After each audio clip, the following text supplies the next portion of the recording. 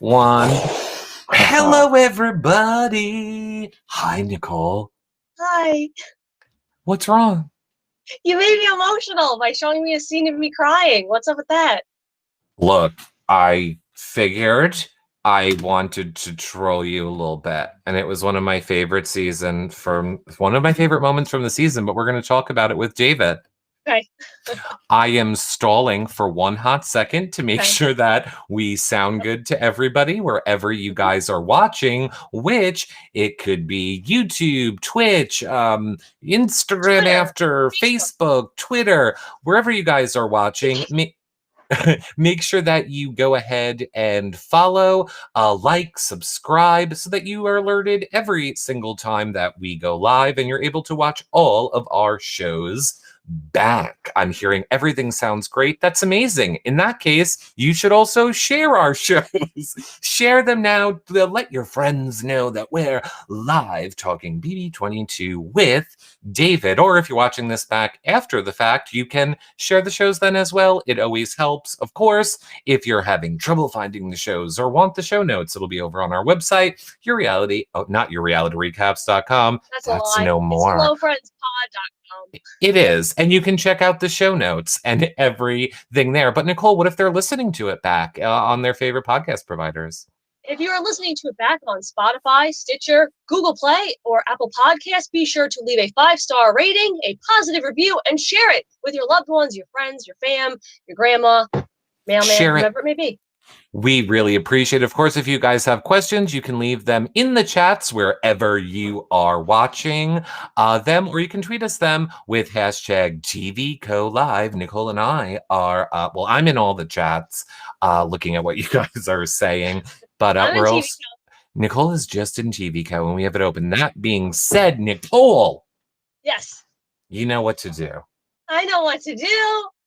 My friends, this is a tremendous intro. This is somebody that I have the pleasure of calling a BB21 fam, and now also a BB22 fam. It is the incomparable, the amazing, the all-star himself, David Alexander. David! What's up? Hello, David. Hello, friends. Nicole, you are a friend, so this feels very proper to say hello, friend. Likewise, David. I missed you. How are you? This house was crazy. I missed you when you left. You were my block buddy. You were my, I had all of new experiences that week 2 with you. Mm-hmm. Some good, some bad. It was a rough week, but I'm doing good now. But it's over and I'm out, which is amazing. Silver lining. Everything's positive now. I'm just Just waiting for David. Just waiting for David to say that him and I are friends. We listen. We are. We listen. Hello, friends. Multiple. Okay, Plural. thank you. Thank you, because David, you know, I have it prepared, David. I can just, I got this one. We can just right out.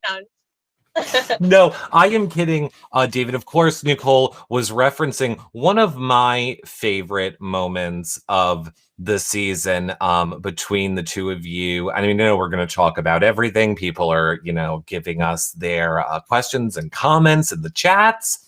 But I loved when you were consoling Nicole on the bed. And I will never forget, I was fine, David. I cried 2 times this whole season. And I've never cried watching Big Brother. I cried when Kevin did his vote for Nicole and said, "Until the wheels fall off."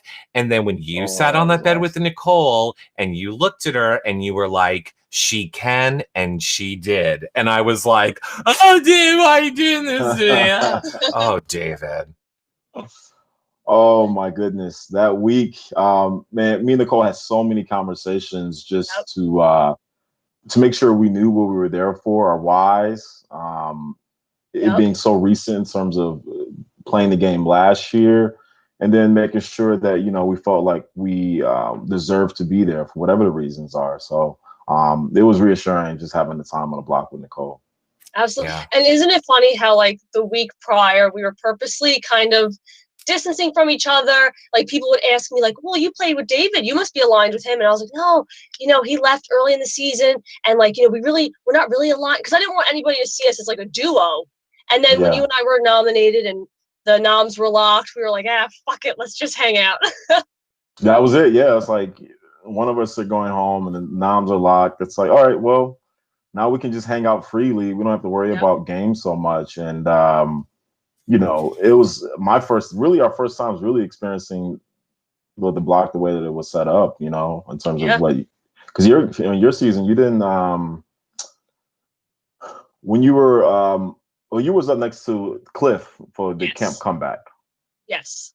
But so knowing there was camp comeback and I may have come back, but also Cliff ended up being evicted. Like, it was a very different experience to be like, "Oh darn, like I'm gone now." Yeah. Like, okay, bye guys. That was awkward. And then you gotta just hug everybody and leave. It's like, okay, that was fun. It's got to be so different for you, like going from, you know, all the way to finale night just a year ago to, you know, like what, 15 days in this time, knowing the game was coming to an end. And what I find so interesting about it is, I know me and you spoke a lot about this, is how, like, you and I, like, our journeys were kind of flipped. And I said to you, like, "Oh, maybe I'm meant to go home early so that, like, you can go all the way." And I was hoping you'd make it to, like, finale night.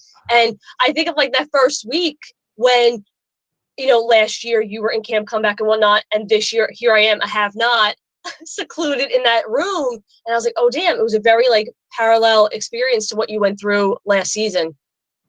Yes, I remember when you said that to me. I was just like, no, like, keep fighting to stay. It's one thing about this game is being on the block next to an alliance member, a friend, even somebody you can just feel like you can be free with and talk to. Really, really hurts. Really, really, really, really sucks. But I remember you saying that, and I was just like, it feels that way, but you also would have to go for that to work. So it was mixed emotions, but you know, I'm just glad that it's over and we survived it. And yes, I think it's such a one veto. Damn it. I think it's such a, you know, a testament to you two as people, because, you know, you guys, like you said, you were on the block together. And you're essentially both fighting for $500,000. It would have been very easy for either one of you. You know each other in the real world. You did your seasons together. It would have been very easy for you two to go and try and sabotage the other person. And I think it's like a testament to both of your characters that you were like, game on, and it worked out the way it worked out. And it was a game, and we still love each other in real life. Yes. Yeah, no, that's a good point. I think we had an agreement early on after our nomination to be like, hey, I'm gonna campaign to stay, and I campaign against you, or, you know, try to throw in front of a bus or dirt on you to stay. So yeah, I'm glad we honored that and it worked out. And I always tell my family, if I was going to go home next to anybody, I prefer it be David, and not like if I went home like next to like a Memphis, I'd be like, oh, come on. Like when you go home next to like David, it's like, oh, that's my friend. I want him to do well. And that was part of my struggle that week of like, I want to be here, but I want David here. I want him to do well, but I want to do well. And it really messes with you a lot. No, that made it very, very tough.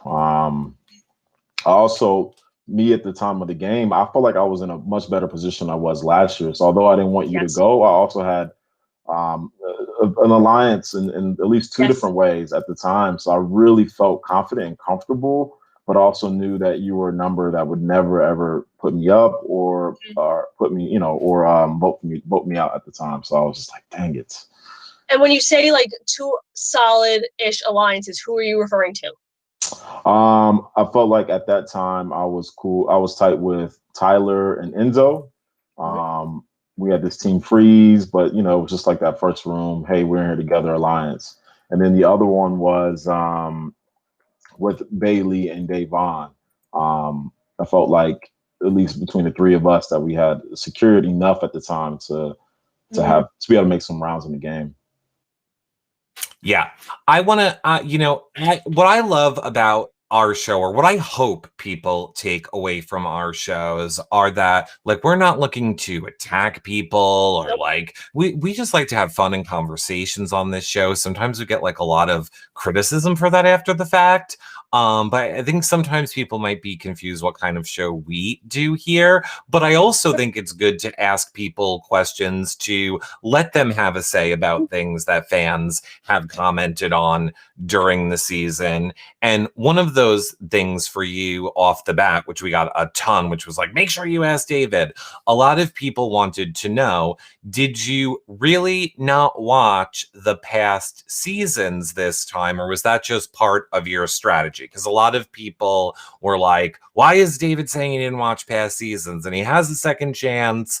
What, why didn't he do that? So is that true? Did you not watch them? And then if so, why?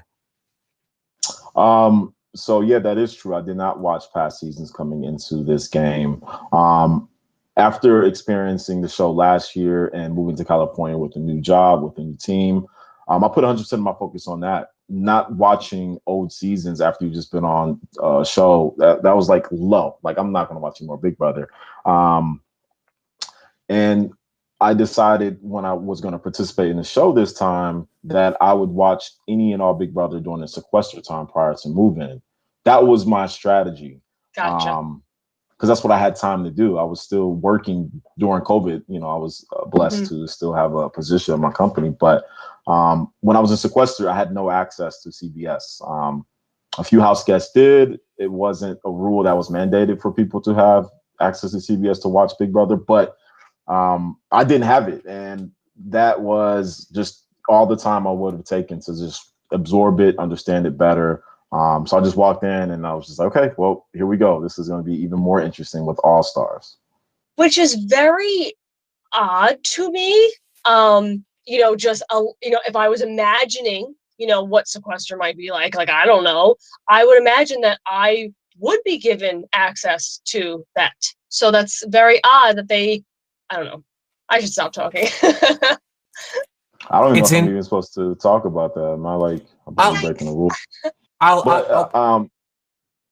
I was going to help you both out and say, I heard while watching the live feeds that, it's basically what you kind of said, David. Basically, while watching the live feeds, we heard some people talk about the fact that they had access to all the past seasons during their 2 weeks of sequester, and other house guests did not have that same access, which is interesting.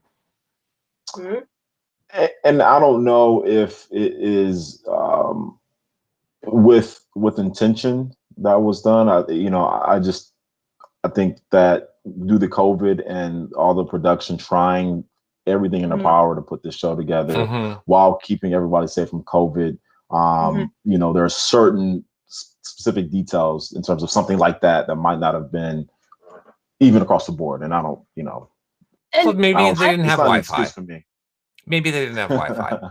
And I would almost say, in that regard, one of the things I've said is I feel like last season was easier when it came to reading people because you didn't know them from Adam. You just had to assess them for who they were in the game. Whereas this season, All-Stars, for me, I was like, oh my gosh, I know how that person played 5 seasons ago or how that person played several times. And it kind of like messed me up a little bit.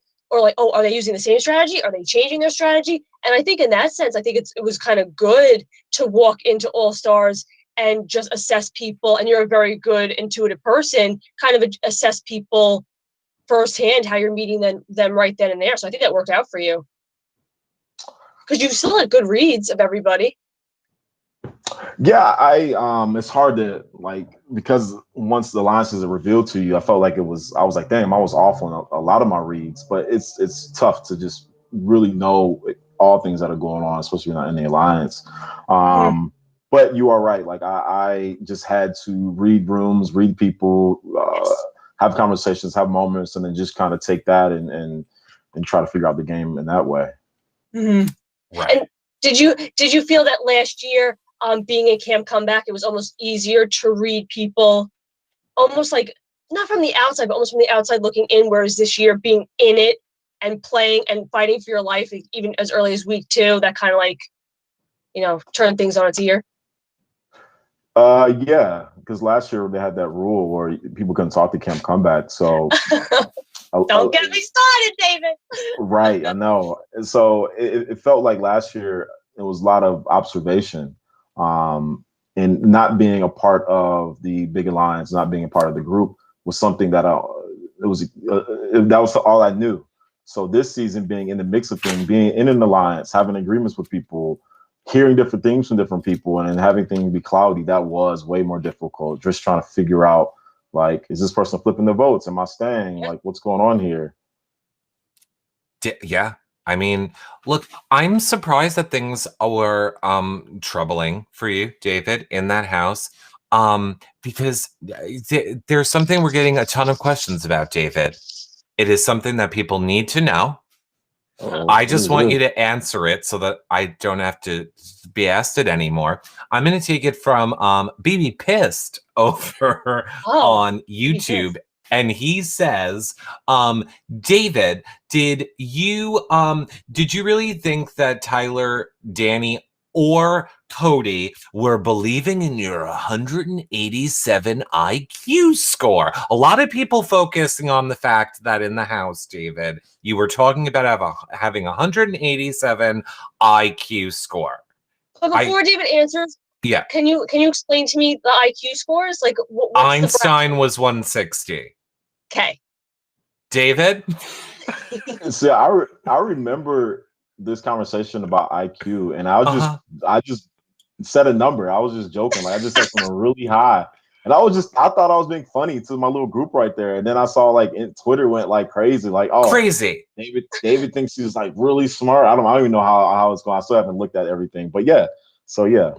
The credit line and IQ, all that stuff.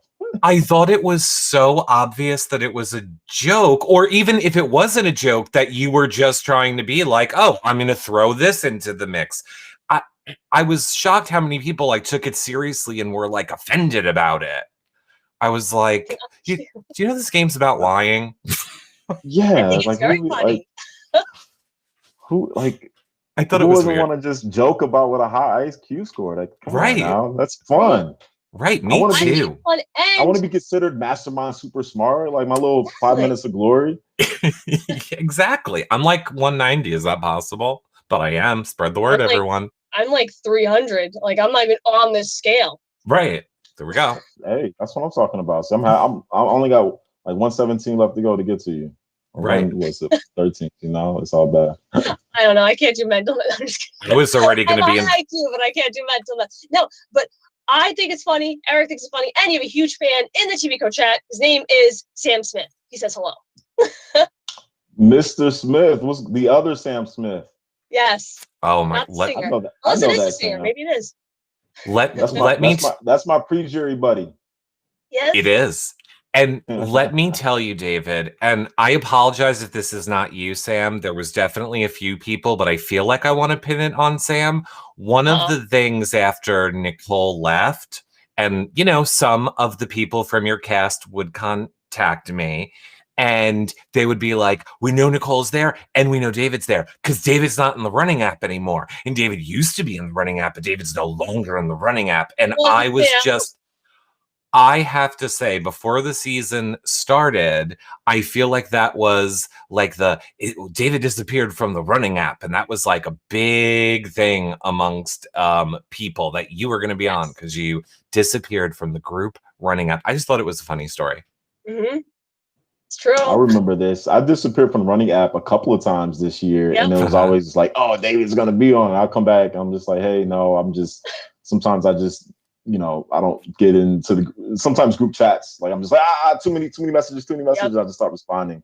But then when I finally did leave, yes, I was no longer running. It shows my lack of athleticism that when David didn't run for one day, everybody's like, he was kidnapped. I didn't run for like 2 weeks. And the people in the chat were like, Nicole's still here. She's just not running.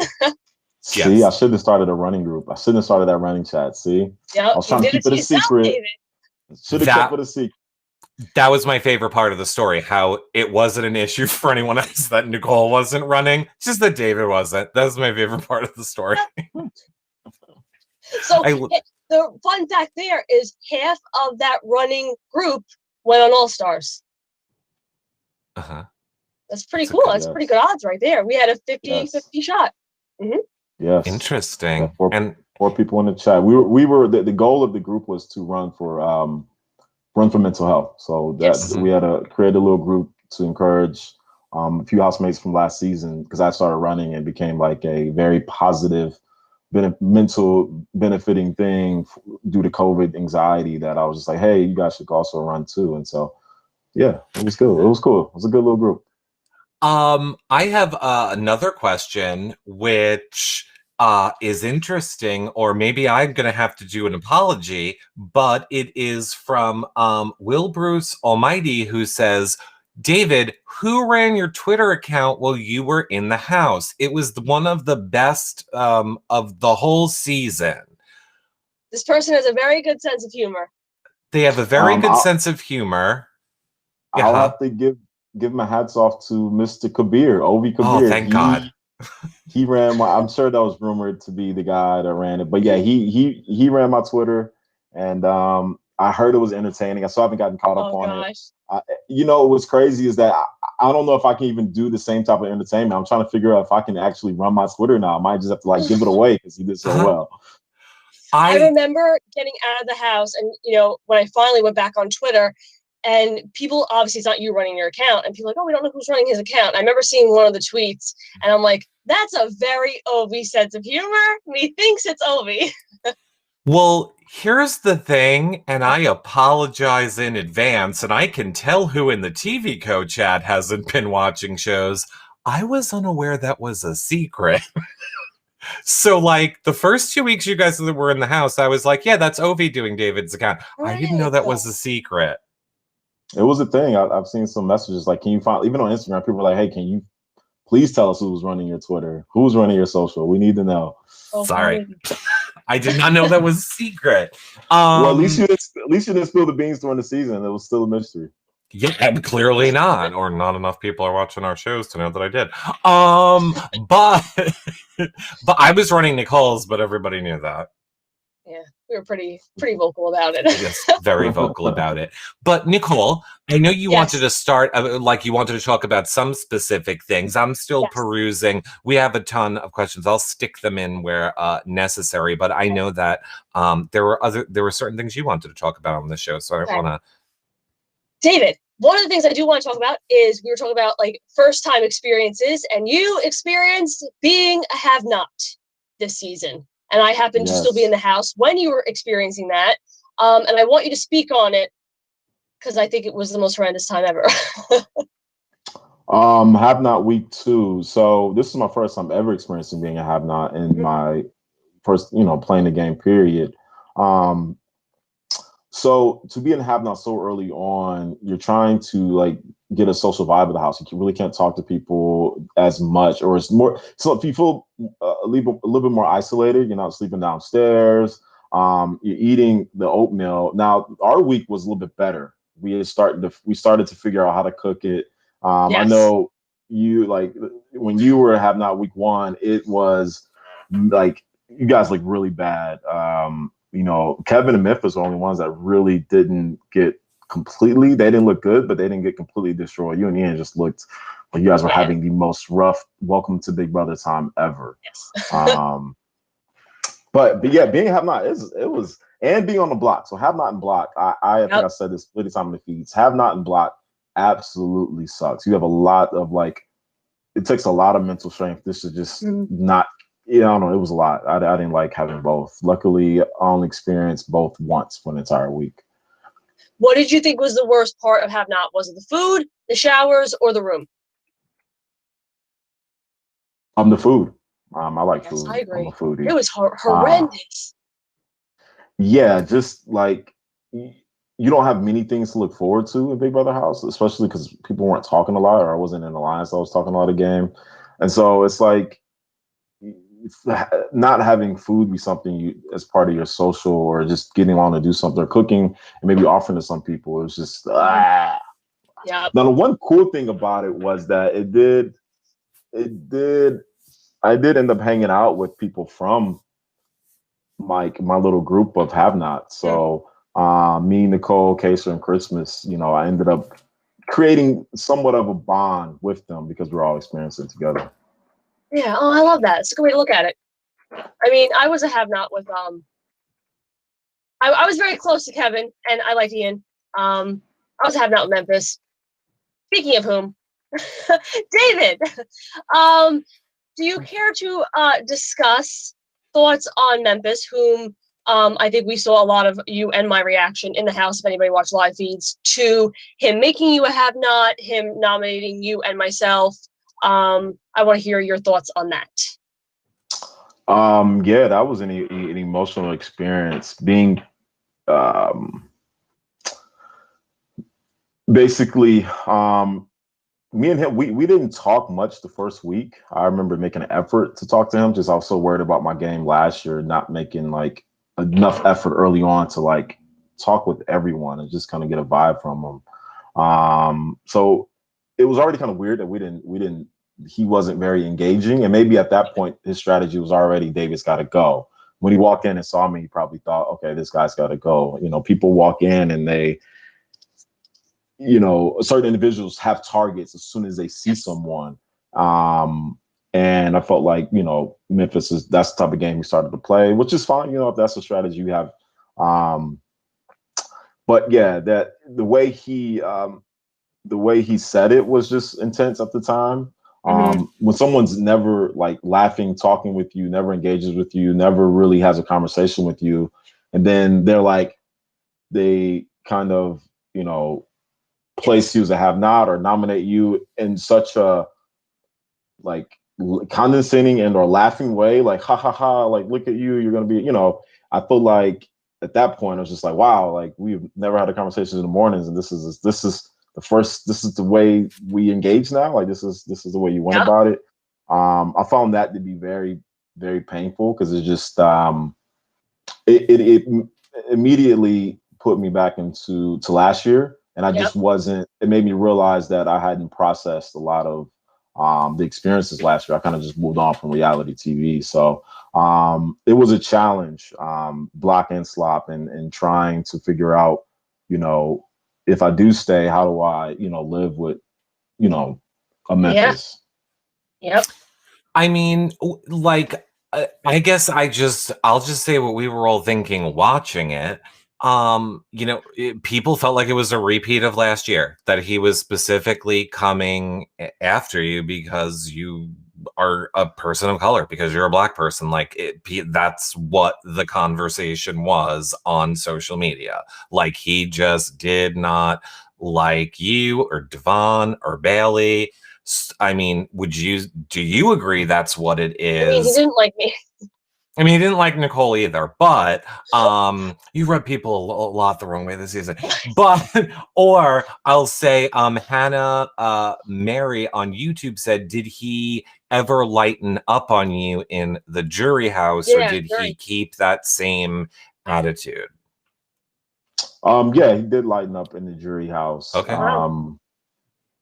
You know, because it's weird. Even in jury house, we're still the first two people up in the morning. You know, he's getting up I'm getting up early. We're both getting up early. So, you know, we had many moments in the jury house just to kind of like be just together. You know, just early up and you know, I think ultimately when it comes down to doing experiences like this, so you have some people that are going to love you, they're going to meet you, they're going to think you're awesome, and they're going to have the game against you and or game with you. You have some people that are going to meet you and they're just not going to like you. You know, even in I just, you know, I don't. It's just hard to really try to understand it.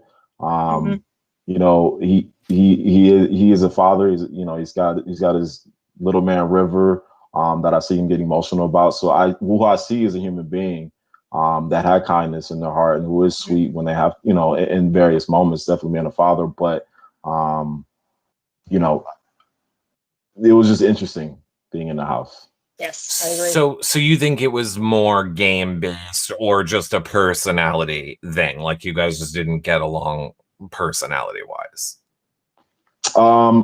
I just feel like he just didn't like me. You know. All right, I'm sticking with my original answer from watch. I'm not gonna, you know. Always, go ahead, dude. Sorry, what were you about to say, Nicole? I feel like it's more he's very alpha, and I think when he picks his people, and if you're not his people, you are not his people. And I just think it was like a disrespect. Like I was dismissed to him. I think you were dismissed to him. I think it's just his manner.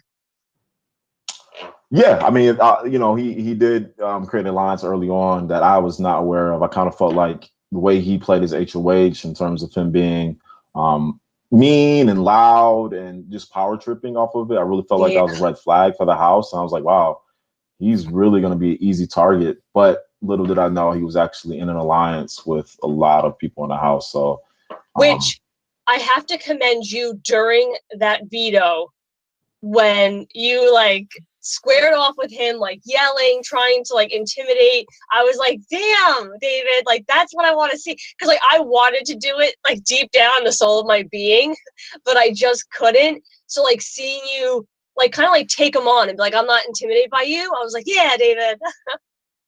It's a good I mean, I was really upset. Like I was angry. Like when he nominated and put me on the block, like yeah.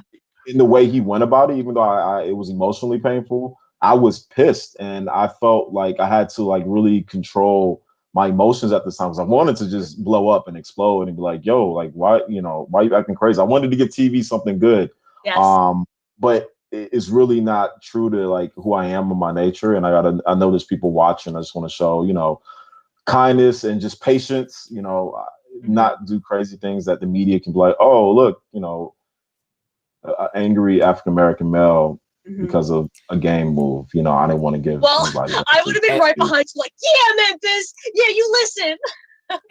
And they would be like, and Nicole was there too.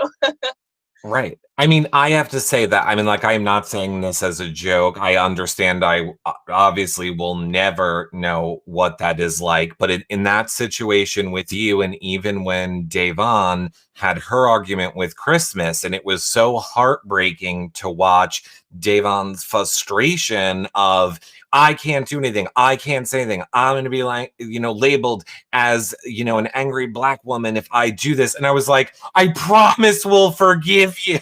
I will make everyone understand. I will make it my life's mission to make everyone understand what I would have done that, Dayvon. I'm on your side. Go do it. We all want you to do it. Like yelling. I just think, but don't get me wrong. I understand society is not the majority of Big Brother fans, but it is heartbreaking. It is great to see that this is a season where we got to see a larger, more diverse cast. This is a season where conversations that we have never seen on other seasons have made the air. And in I think the most positive way that I can say it will be, I really hope they continue it going forward. I hope this was not just a 1-2 one-time thing to maybe try and course correct. I hope this is a thing that they continue going forward. Agreed.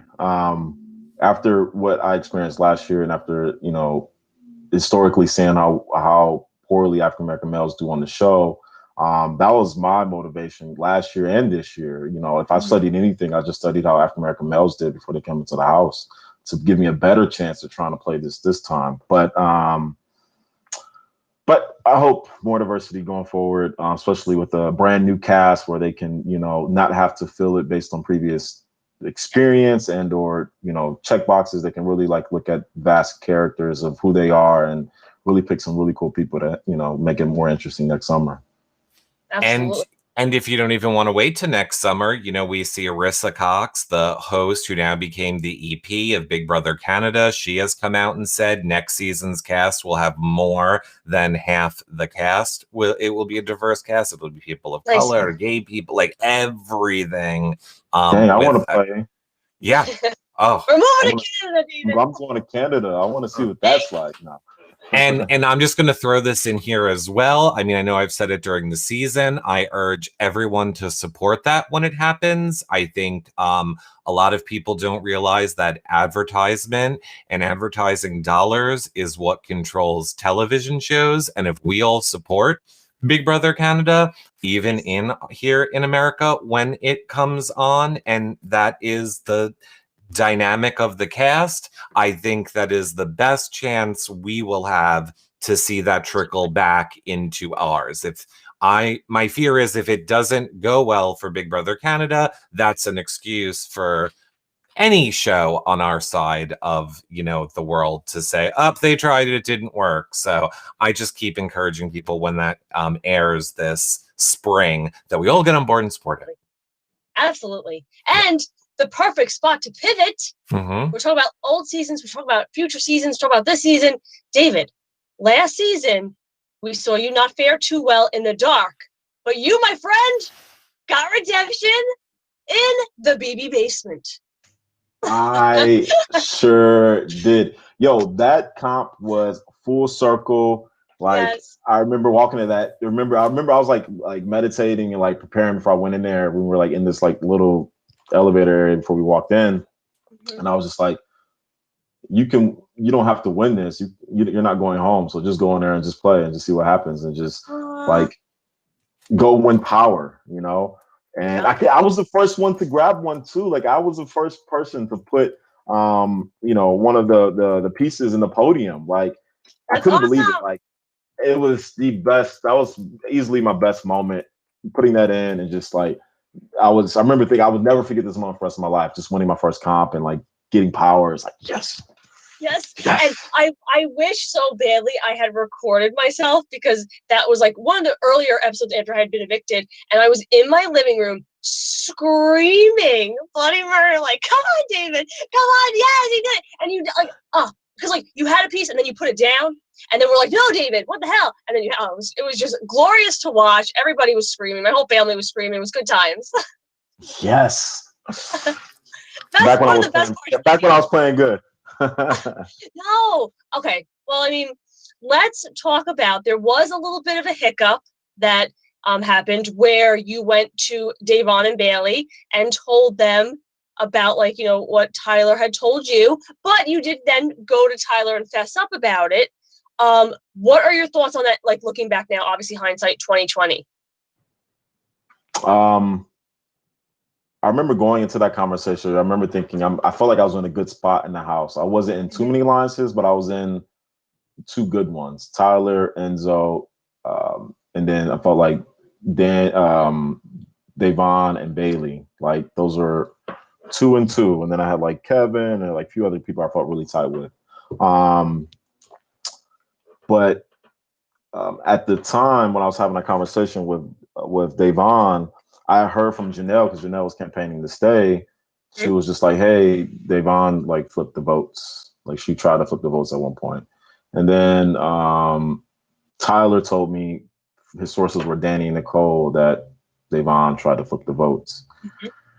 And then Danny alluded to someone not being close to flipping the votes. And so I was just like, whoa. I'm hearing all these things about flipping the votes. And at this point, I wasn't getting a very positive disposition from Dayvon in the house. So I was just really, really thrown off. I was like, dang, is she flipping the votes? And so I went to Bailey to have a conversation with her, and we sat down, we talked about it. And, you know, at this point, I think, you know, she showed being an incredible game player. You know, she indicated why would she ever do that? And, you know, really, you know, showing emotions in terms of not getting my support in the game. So I felt really bad. I felt really bad that I at least allowed those individuals to put a doubt of thought in my mind at the time. And to try to win her trust at that moment, I went ahead and told her who my sources were. And to show, you know, I was trying to show like, yo, I'm here to make this happen, you know, trust me. And at this point, I think I felt like I was fighting how she felt about me regarding what I did last season in terms of Kimmy. I felt like I was fighting I felt like Dayvon felt like who I was as a character, who I was as a person. And so I gave up those names, hoping that she can see that, you know, what I felt like in terms of make a difference in this season, African Americans have an opportunity to win, became the utmost important, no matter what alliance I am, no matter who I'm working with. This is the utmost important thing to me. But at the same time, I knew that Tyler was a comp beast. So I had to go tell him like, hey, this is my situation. I gave your name up. This is the reason why. He understood it. And I really felt like at that point that kind of splintered our relationship of closely working together in terms of having many game conversations. And Dayvon ended up, she fact checked kind of what I told her. And I felt like that really, because she was already working with some of the individuals that I named. So she wouldn't fact checked. And, you know, even coming out, I found out that it was true that at one point she was flipping the vote. I can tell you because I was a part of it because I wanted to stay. Which makes sense. You know, I would say that was one of the most that week was very tough because I felt like there was an opportunity to work on something bigger and I committed to that. But at the same time, credit to Dayvon, you know, playing Big Brother. She was playing me, you know, at the same time, like, or lying to me about the entire thing. So I ended up trusting her 100% and kind of putting everybody that told me anything. I was like, oh, okay, you know, to the side. And then once they found out that I said that, then I was on an island. So I was kind of like, it really hurt my game.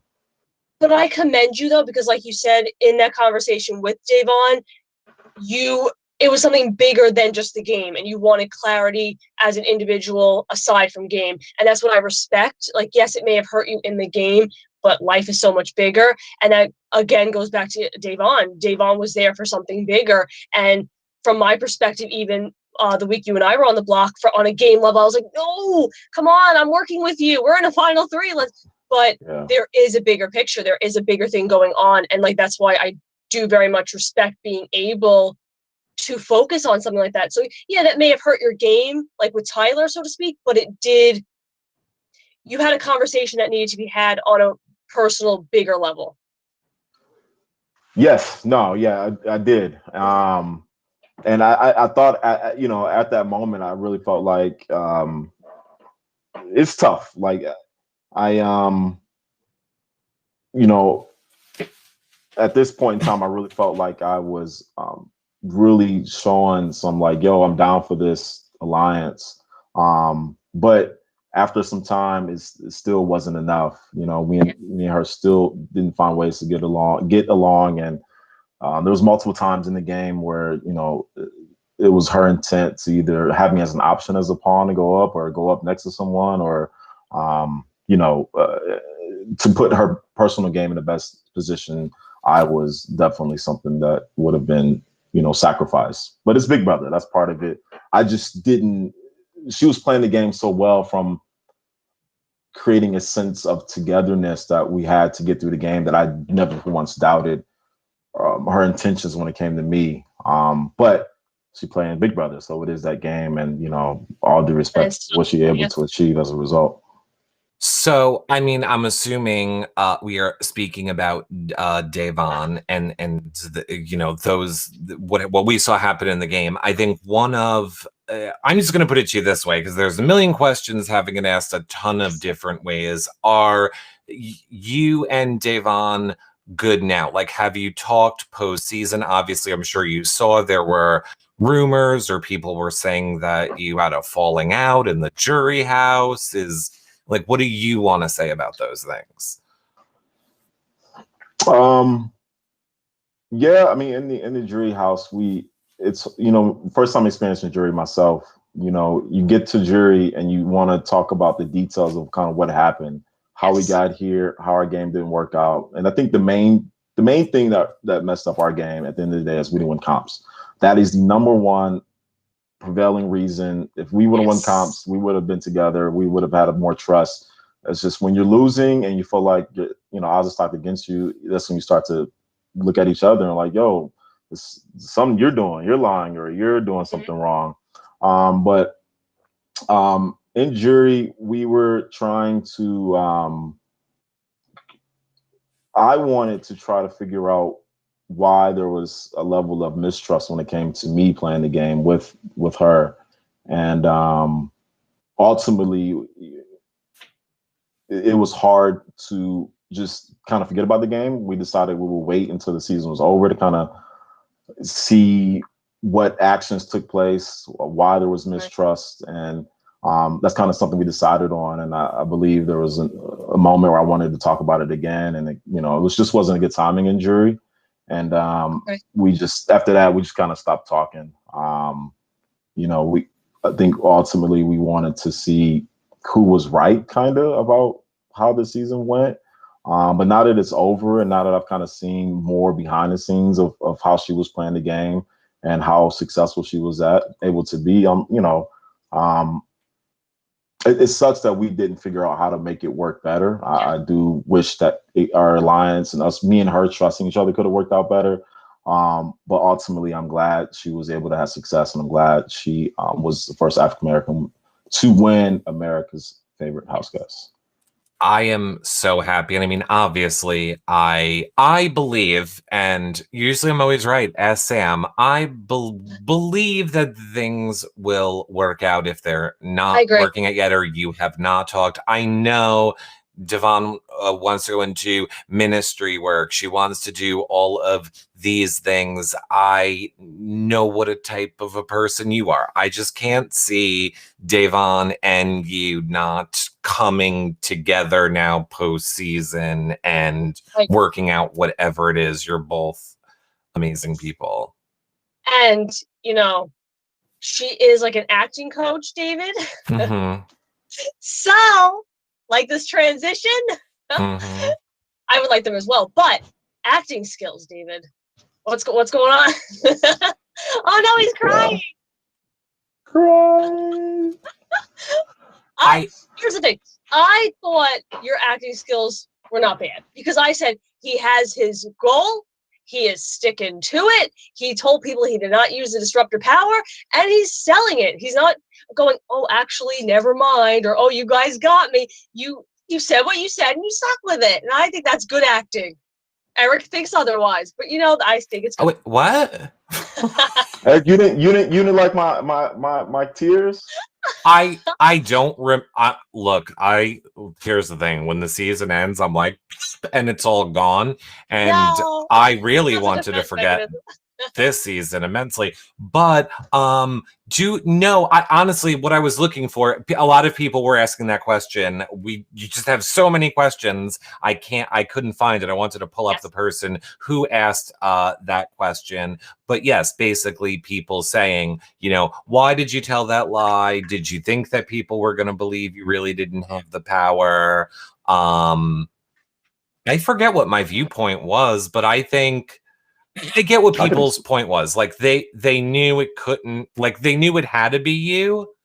I was more focused on honestly how Memphis treated you when all that was going on. So I didn't really care about the whether you lied or not. What I remember from that time was Memphis just being very rude and being like, I'm gonna get it out of him. Oh, David, like walking. Like I remember the moment in the backyard, like when he walked up behind you and like hit you on the shoulder, kind of aggressively, and was like, "Oh, you're gonna still keep that lie, David?" Oh my god, You kept it. You kept with the lie. Like I give you a lot of credit. Like a lot of people would have cracked under pressure, but like, you got me. It was me. You sold it. I think it was very well sold. Yeah. So here's the strategy behind it. At this point, I was frustrated because I was nominated again. Mm-hmm. And I thought me and Danny were cool enough, but me and her didn't have an alliance. So that was frustrating. I felt like I wasn't in a good spot in the house.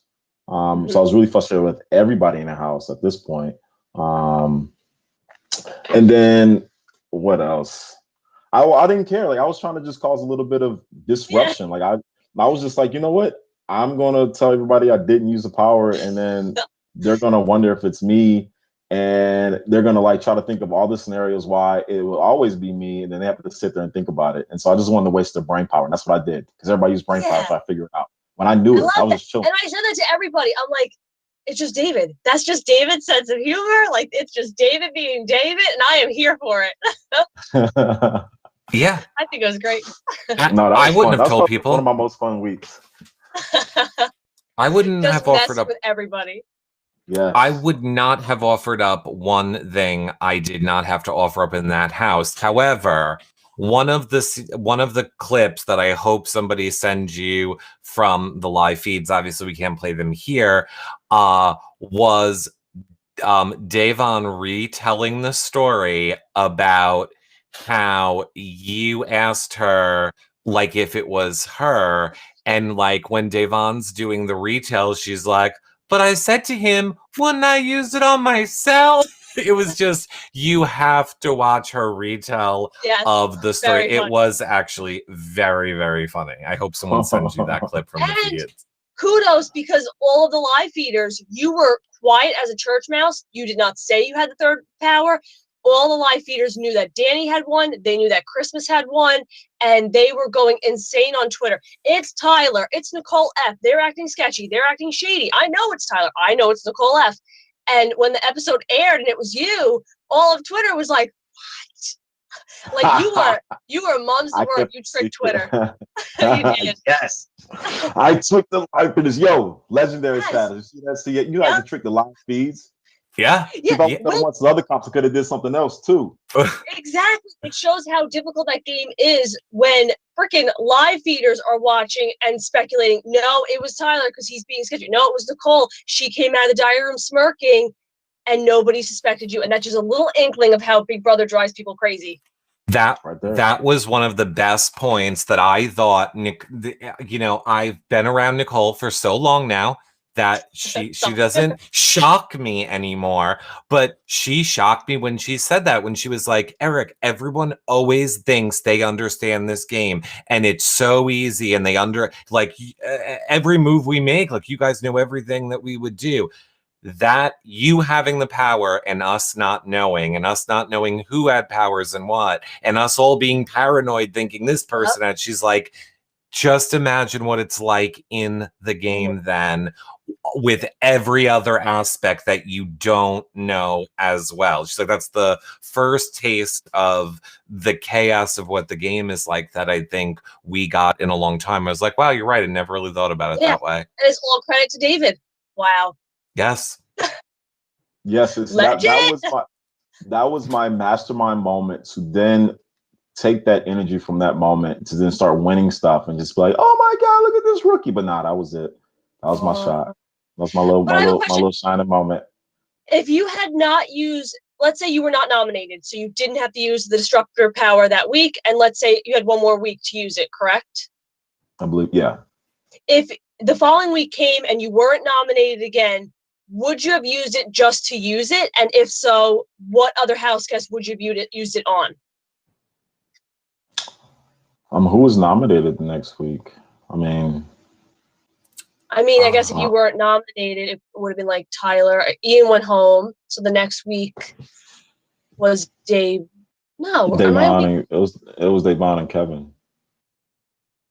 Yeah, and then Dayvon used the POV to save. Oh no, that was your week. That was the same week. But no, Yeah, but the following week, Dayvon and Kevin were up. Right, they were back up again, and so yeah, I mean, yeah. Would you have used it just to use it? I would have used it because even though I had rocky relationships with Dayvon, I was closer to Kevin. I also didn't have many other like alliances in the house. I definitely would have used it to like get someone else up. So same thing would have happened probably like, you know, another person, except it would have been a different HOH, would have been up. And I would say that was the week I used my power. It was the same week Dayvon won her first comp and used veto. So me, Dayvon, and Kevin were completely safe. Yes, and it's a great week. That was probably the best week in the house. I mean, me and Dayvon got along very well from a strategy standpoint, talking about next steps, really, you know, empowering each of us, you know, ourselves to be like, hey, we can compete, we can do this. And, you know, all three of us can win comps. So that is the difference from when you're having a good week and when you're on the block and you're trying to survive. It really shifts the dynamics of relationships. So just to give some positive light on Dayvon, and you know, I think one day we'll, you know, more than likely probably get. Oh, I know it. Get past plus, stuff.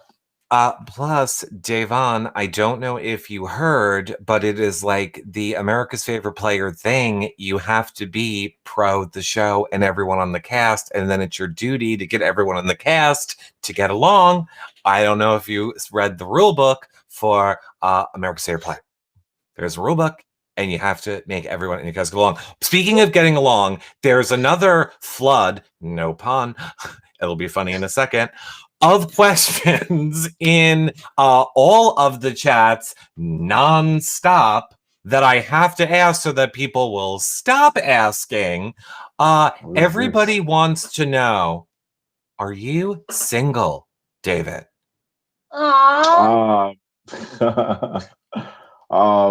Yes, I am single. I am, you know, yeah, I just, you know, this is part of the game. Sometimes you're single, sometimes you're taken. And currently I am single. I am in LA during COVID. Give your address, dude. Okay, well, you've made a lot of people on YouTube happy at the moment. I'm looking at the chat and it's just like, yes. Yep. Mm-hmm. There was I love that. People like me because I got a haircut now. No, I thought it always looked good. I think people. I think people hair in the house was nuts. Yeah, I think people were wanting it all season. I was shipping the both of you. I was making things like putting little hearts. I was like, you two, you know, to get. I know you're on opposite sides of the country. I'm aware, but I just what I wanted while I was watching it. But apparently, all of YouTube is going to fight you, Nicole. So don't worry about it. Okay. They are very happy. But we need to talk about another moment, David. Yes. Another one. People love to be very critical about all your moments in the game. And this one I was 100% on your side for. I would have done the same exact thing. Of course, we're talking about taking the 10K during the OTEV competition. Do you still stand by that decision? Do you think it put a target on you? Some people feel it's a reason Enzo voted against you. What are your thoughts and now looking back on taking that 10K? At the time, it was a panic. I was like, oh, wow, here's 10 grand on a shirt. I've never seen 10 grand on a shirt before. I can go get this. So it was like panic, impulse. I can win something right now. And looking back on it, outside of that like panic moment, no regrets. You know, ultimately, when you're not in power throughout the game and you see the other side of the house, you see people literally living comfortably. They wake up, they have breakfast, they have lunch, they hang out with their friends, and they're having a good time in the house while you're, you know, either on the block or you're trying to figure out how you can survive the next week. It's not as pleasant and cool experience. And so I did not want to walk away from the OTEV comp, not winning and knowing I was still on the block, but then also seeing the people having the best time also have a bunch of money. And I felt like it was an opportunity to take a control of the $10,000. Like, I can have this.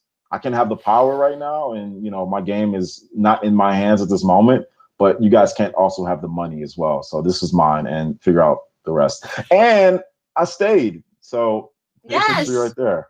And there was only one spot left. You didn't even have a lead on where the correct answer was. I mean, if we're believing the edit, I don't know why people were so shocked. Like, yes, we were shocked when the feeds came back and we didn't watch what happened. But then watching the episode, I was like, who wouldn't take the money in that situation? You don't have the right answer. So I'd be like, oh, yeah. Right.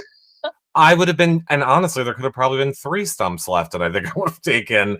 I would have taken the 10K. But I think there was like 2 stumps left. But what I saw was like, I am taking control of this comp. Like, this is, you know, for people that are like, so everybody who's extra safe, they can just go for the money. And like, yo, I played in OTEV and won 10 grand. I didn't care about winning it. Like, I wasn't on the block. Like, I'm cool. I knew Christmas and Memphis were not Christmas and Memphis, but Enzo and Christmas. I was between those two to play in it because I had a house guest choice, and I knew that they were going to go for the money if they played. So I just went in and got that thing. Here, nice. Come on.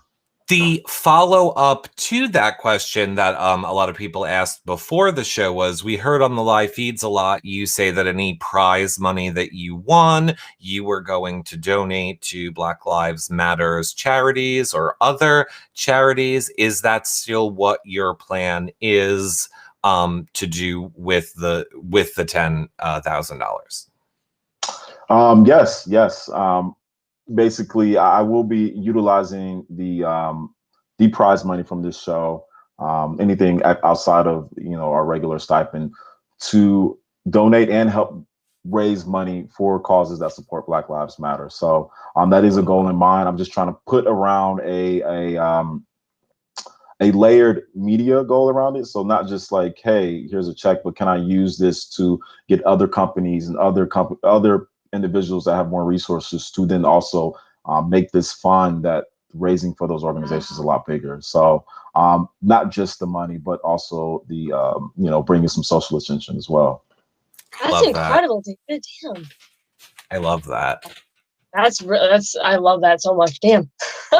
If you want to know, well, I will say a lot of people are saying that they love that you're doing that. A lot of people are saying that you should keep it for you. And then a lot of other people are saying you should only do a portion of it, to which I say, you do what you want to do, David.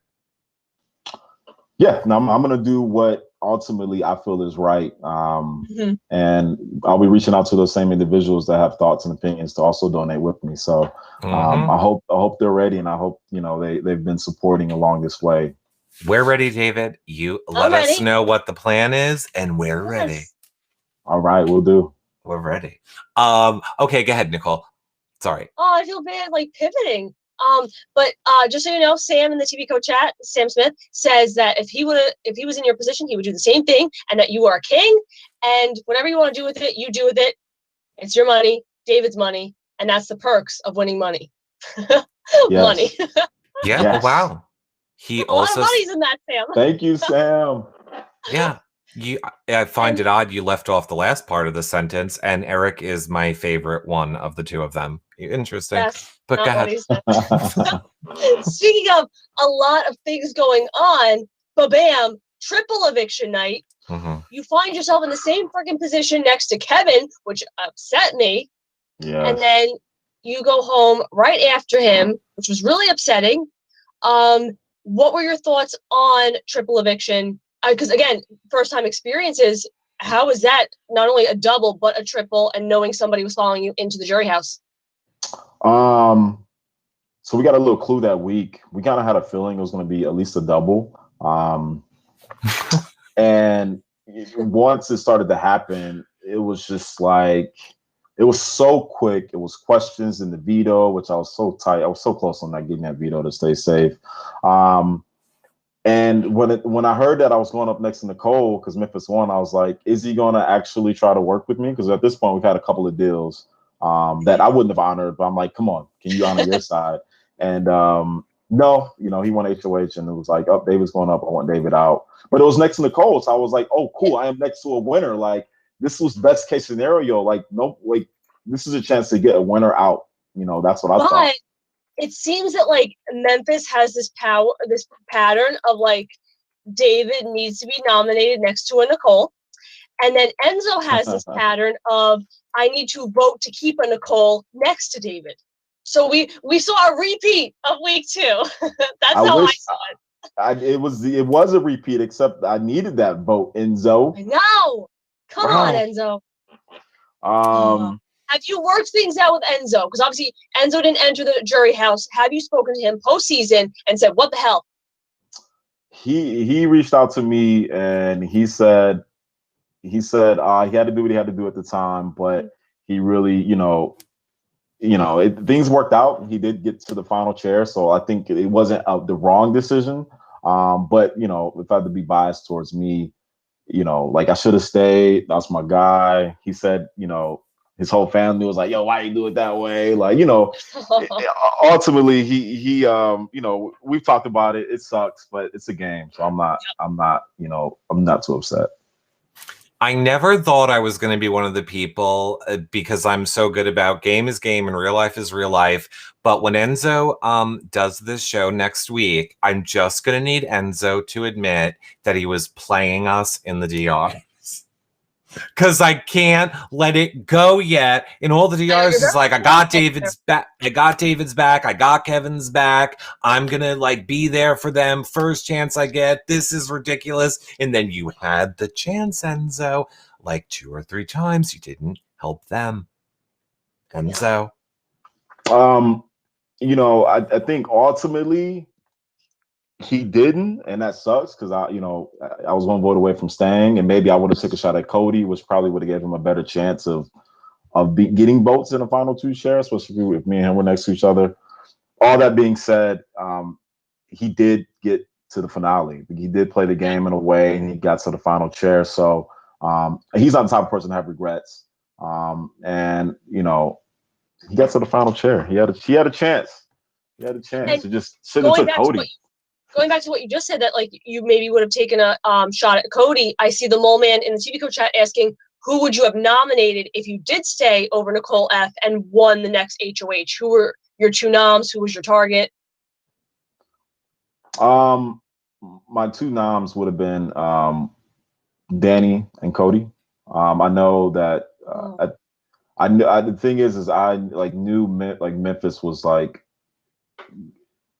coming after me. But I really felt like I wanted to disrupt the bigger alliance. At this point in time, I didn't know Memphis was part of it. Yes.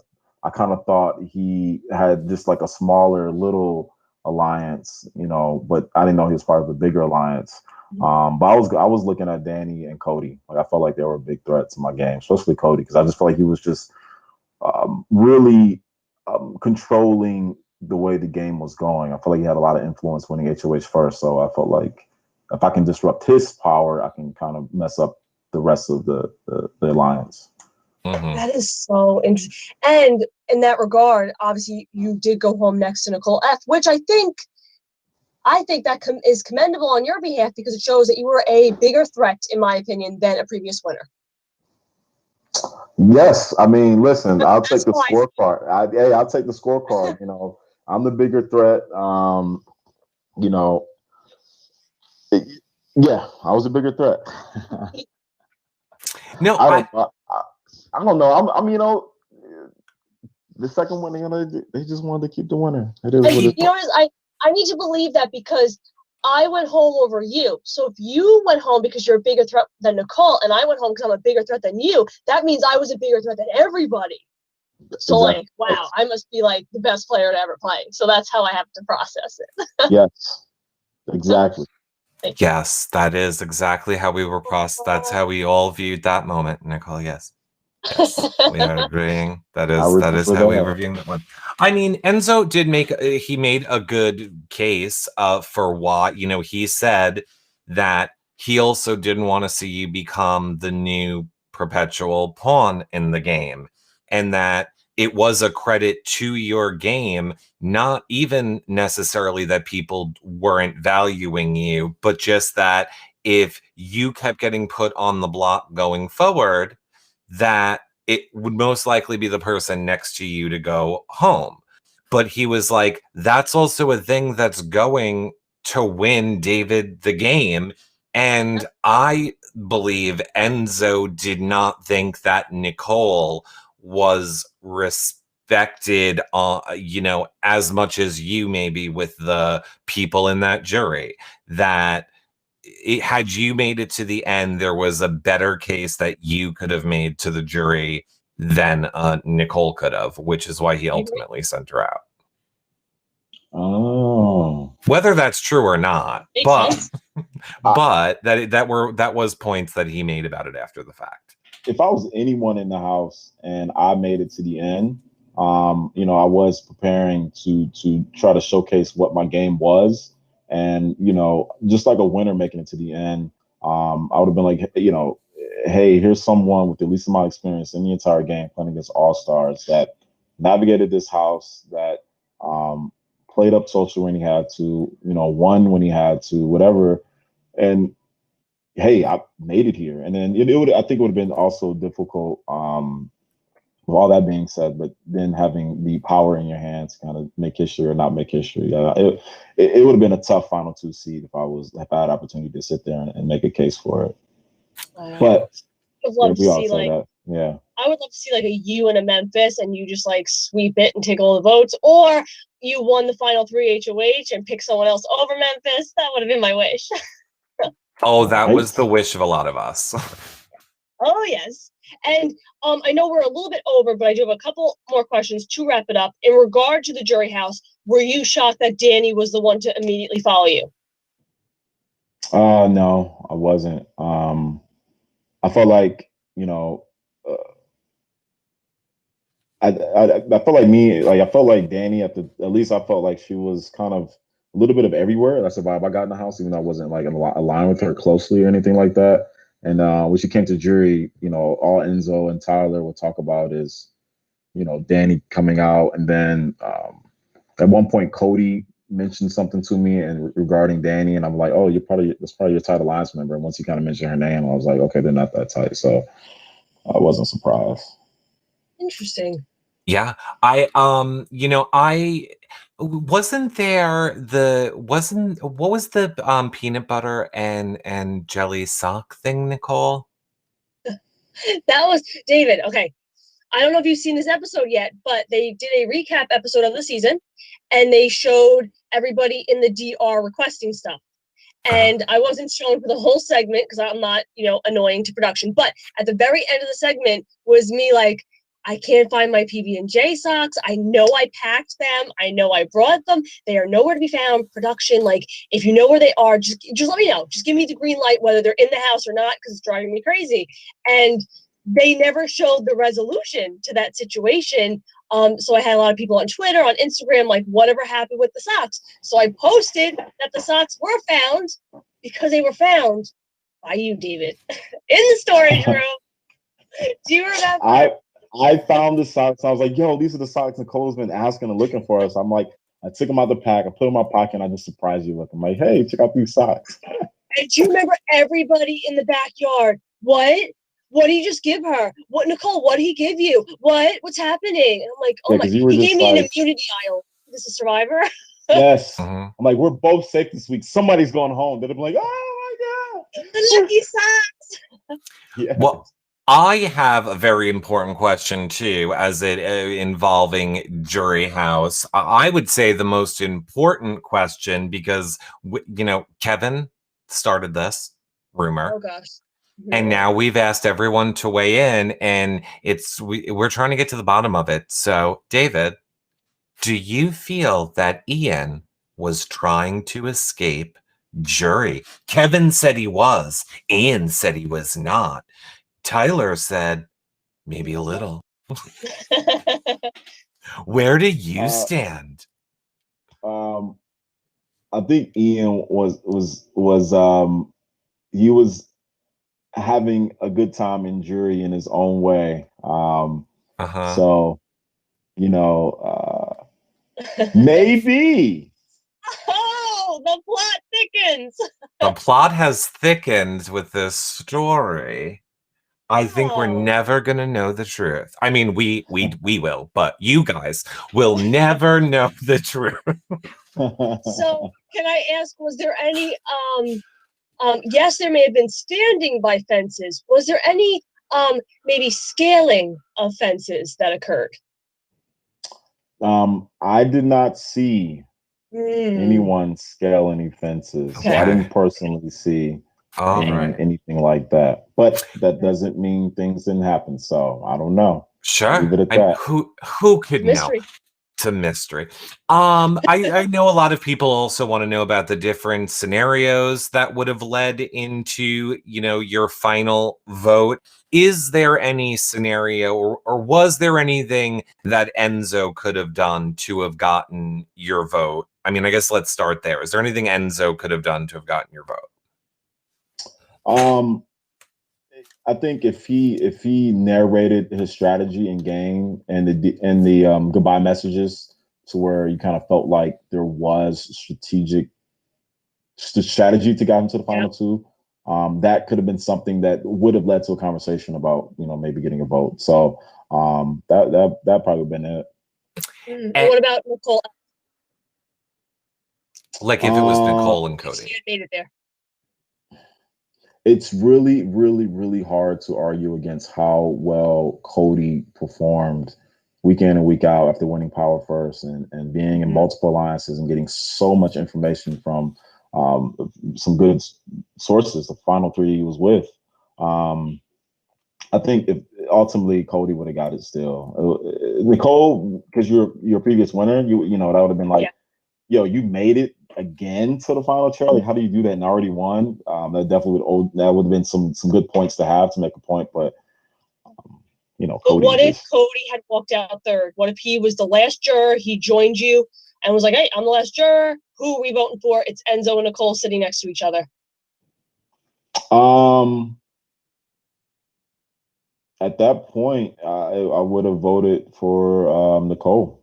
You know, I would have looked at it objectively. Like Nicole, a winner. I feel like it has very like a parallel to me being a rookie. That's kind of like my thought process, trying to work with her in a way. And if a winner can get to the very end of this game, especially against someone who wasn't really voicing their strategy or I don't know what his argument would have been next to Nicole. She would have won already. Like it would have been hard. That would have been a tough choice. But I think Nicole had a good chance of getting the votes next to an Enzo. Wow. I want to ask a quick question from Melanie over in TV Co Chat. She says, what was the most shocking thing that you found out when you left the house? So was there anything that you found out that happened in the game that shocked you? And was there anything that you found out in the real world that shocked you that happened now that you're back in the real world? When I got to jury or got out the house, they said either one. Well, I mean, let's just go with out of the house because I feel like you would have known more then. So, is there anything that happened in the game that shocked you that you learned now that you're out of the house? I haven't watched and looked at much, but I was shocked to find out that Dayvon did at one point try to flip the votes. You know, I mean that was one thing that kind of sucked. Because even in jury, there wasn't something we really clarified or talked about. So that point ended up being kind of true. With good intentions, you know, I'm not gonna knock her for the reasons she had to do it.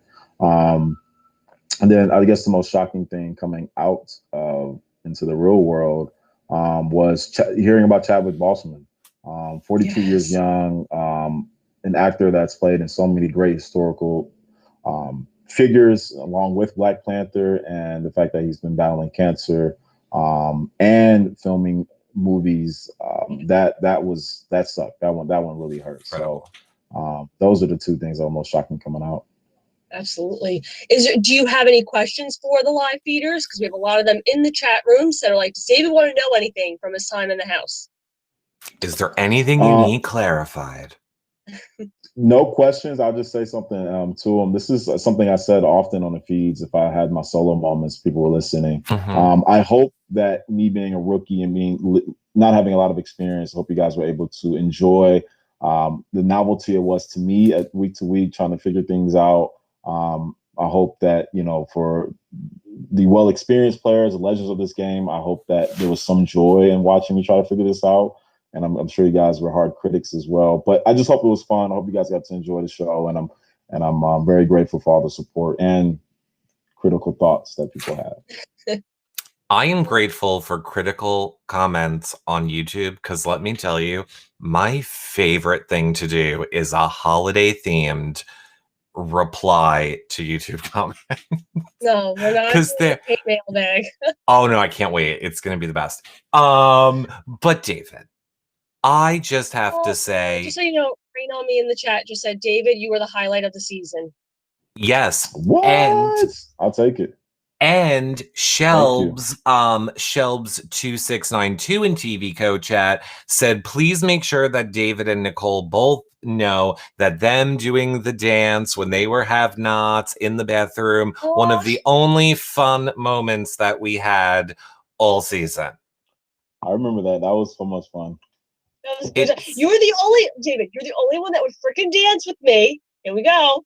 And then we got Kaser. Kaser did it one time. Kaser did it one time. But nobody else ever wanted to dance. You would dance with me. Thank you. And Keisha put on my headband and danced. And Kevin. I'm lying. A couple people. But mainly you.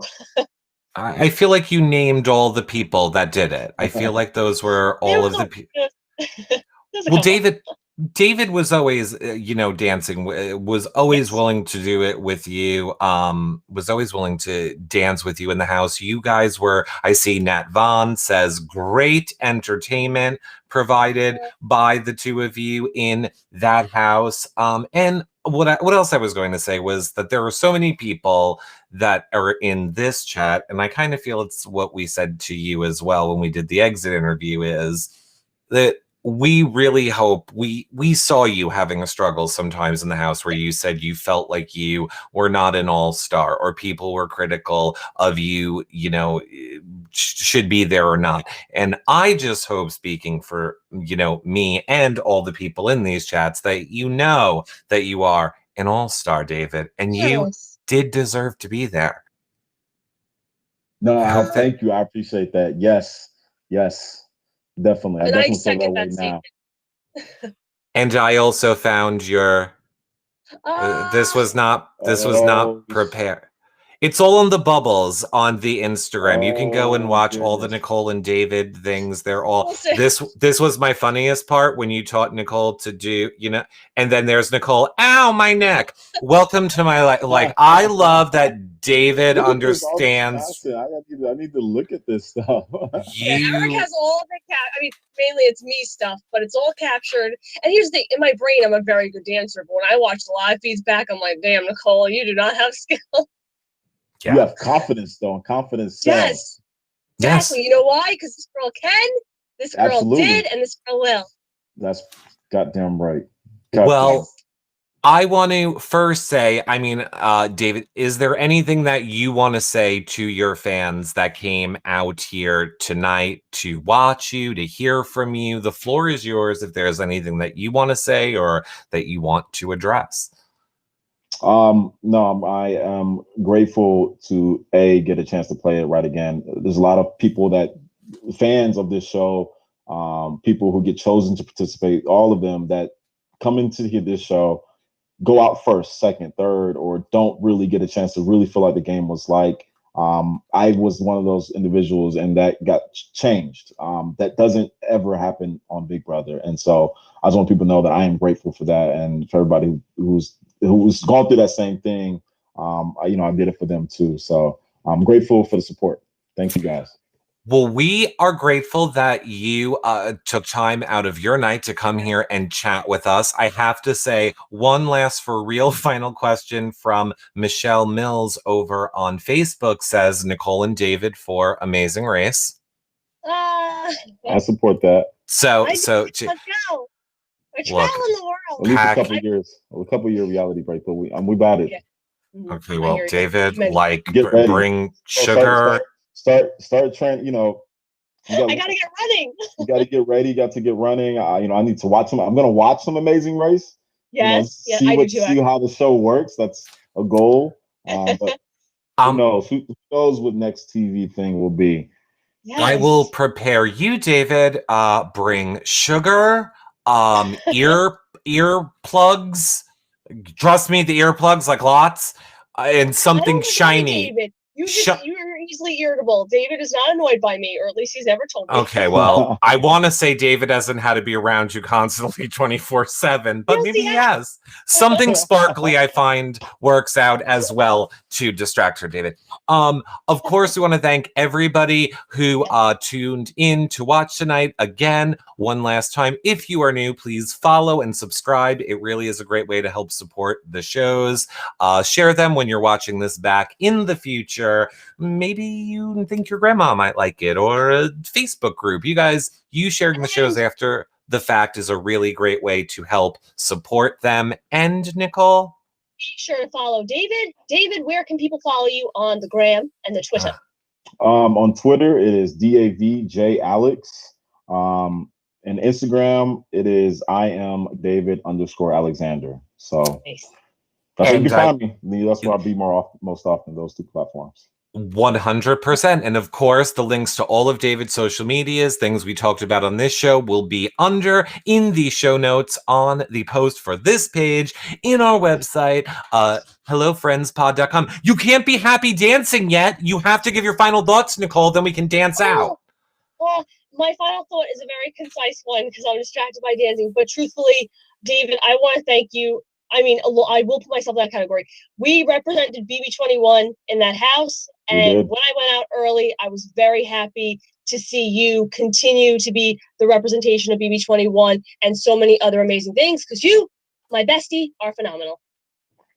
Thank you. I had a good time. My black friend and season 21 co-house guest. 2 years in a row we did this thing, and we are survivors, and we're gonna come out better, stronger for the next thing, which is not another together. Yes. Now I will say, because one of us has to end this show and couldn't dance along with you guys, I will let you two dance us out. Oh, dance it out, David. What? We are Nicole and David from BB22. Peanut butter. And